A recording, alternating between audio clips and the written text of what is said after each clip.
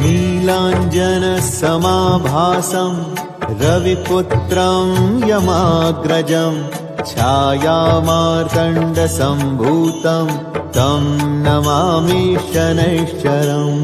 नीलाञ्जनसमाभासं रविपुत्रं यमाग्रजं छायामार्तण्डसम्भूतं तं नमामि शनैश्चरम्।